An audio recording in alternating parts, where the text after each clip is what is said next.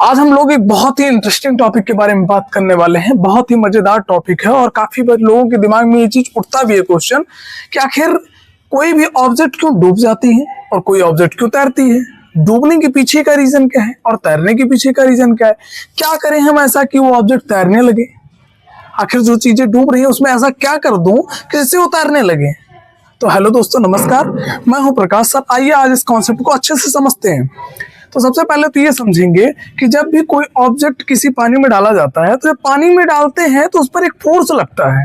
वो भी कहाँ से? नीचे से ऊपर की तरफ। तो ये फोर्स क्यों लगता है?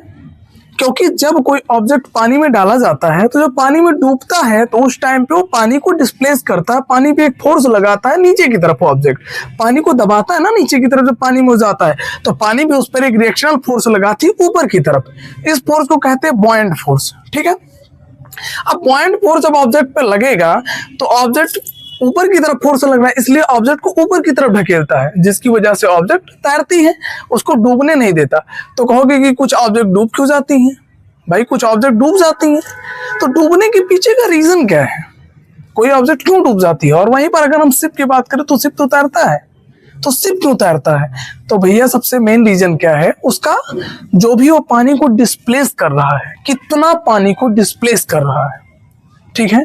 जैसे शिप का शेप ही ऐसा बनाया जाता है कि शिप हॉलो होता है, खोखला होता है, तो उसकी वॉल्यूम को बढ़ा दी जाती है। जब शिप का वॉल्यूम बढ़ जाता है तो शिप ज्यादा पानी को डिस्प्लेस करता है। तो अगर हम इसको आर्किमिडीज प्रिंसिपल से समझे तो आइए आर्किमिडीज प्रिंसिपल देखते हैं। When a body is emerged fully or partially in liquid, it experiences an upward force that is equal to the weight of the liquid displaced by it. इसका मतलब क्या हुआ कि जब किसी ऑब्जेक्ट को, किसी बॉडी को पानी में डालते हैं, इमर्ज करते हैं, चाहे पूरा उसको डुबो दो या फिर थोड़ा सा ही डुबो, तो उस पर एक ऊपर की तरफ फोर्स वो एक्सपीरियंस करता है। फोर्स एक्चुअल में होता कितना है? जितना वाटर को डिस्प्लेस करता है उस डिस्प्लेस्ड वाटर के इक्वल वेट का वो फोर्स होता है। यानी जितने पानी को डिस्प्लेस करेगा, जितने वेट होगा उसका, उसी के इक्वल उस पर फोर्स लगेगा ऊपर की तरफ। इसी को कहते हैं आर्किमिडीज प्रिंसिपल। इसका मतलब क्या है कि कोई भी ऑब्जेक्ट जितना पानी को डिस्प्लेस कर रहा है वो उसको इफेक्ट कर रहा है। तो अगर ज्यादा पानी को डिस्प्लेस करेगा तो उस पर ज्यादा फोर्स लगेगा, बॉयंट फोर्स। जब ये बॉयंट फोर्स उस बॉडी के थ्रू जो डिस्प्लेस किया गया है वाटर, उसके वेट के इक्वल हो जाएगा। यानी डिस्प्लेस्ड वाटर के वेट के इक्वल अगर बॉयंट फोर्स हो गया तो ऑब्जेक्ट तैरने लगती है। यहां पर देखिए, buoyant force equal to weight of ship. ठीक है। Buoyant force equal to weight of ship, यानी किसी शिप का जो वेट है उसके इक्वल अगर बॉयंट फोर्स हो गई, क्योंकि वो नीचे की तरफ दबाव डाल रहा है, नीचे दबा रहा है, अब उसके इक्वल बॉयंट फोर्स लग गई। जब बॉयंट फोर्स ऊपर की तरफ उसके बराबर लग गई तो उसको बैलेंस कर दी, अब वो डूबने नहीं देगा। बात समझ आई? तो इसीलिए कोई चीज कोई ऑब्जेक्ट तैरती है। अब यहाँ पर एक चीज देखते हैं, डेंसिटी से रिलेट करते हैं इसको। अगर किसी ऑब्जेक्ट की डेंसिटी कम होगी, किससे? वाटर से। अगर कोई ऑब्जेक्ट वाटर से लेस डेंसिटी वाला है, लो डेंसिटी वाला है, तो ऑब्जेक्ट तैरेगा। अगर वहीं पर कोई ऑब्जेक्ट ऐसा है जिसकी डेंसिटी वाटर से ज्यादा है, ठीक है, तो ऑब्जेक्ट डूब जाएगी।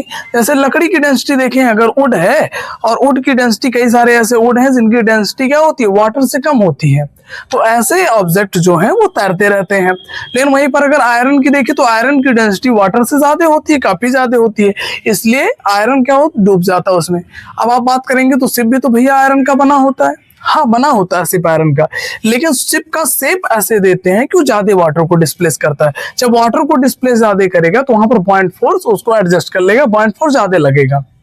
ठीक है। इसलिए शिप की डिजाइन ऐसी होती है कि हॉलो कर देते हैं। हाँ, डेंसिटी है ज्यादा लेकिन उसको हॉलो शेप में करते हैं। जब अंदर एयर भी आ जाता है तो एयर की वजह उसकी डेंसिटी कम हो जाती है। ठीक है। अंदर एयर आ गया हॉलो होने की वजह से, अब उसकी ओवरऑल वॉल्यूम बढ़ गया। जब ओवरऑल वॉल्यूम बढ़ गया तो उस पूरी वॉल्यूम का अगर हम डेंसिटी देखा जाए तो वहां पर डेंसिटी कम हो जाती है वाटर के कंपैरिजन में, इसीलिए एक शिप फ्लोट करता है। अगर हम सिंपली इसको समझें कि कोई चीज क्यों तैरेगी, अगर हमें किसी चीज को तैराना है तो उसमें दो काम करना होगा। या तो कुछ ऐसा कर दे कि उसका वॉल्यूम बढ़ा दे, उसकी वॉल्यूम बढ़ाने से उसकी डेंसिटी वाटर से कम हो जाए तो ऑब्जेक्ट तैरेगी, या फिर उसमें कुछ ऐसा सिस्टम लगा दे जिससे वाटर को ज्यादा डिस्प्लेस करे। अगर ज्यादा वाटर को डिस्प्लेस करेगी तो बॉयंट फोर्स बढ़ जाएगा। बॉयंट फोर्स बढ़ने से उस पे फोर्स जब ज्यादा लगेगा तो उस पूरी जो सिस्टम है उसका जो वेट है, जब उसके वेट के इक्वल बॉयंट फोर्स हो जाएगा तो डूबेगी नहीं। ठीक है।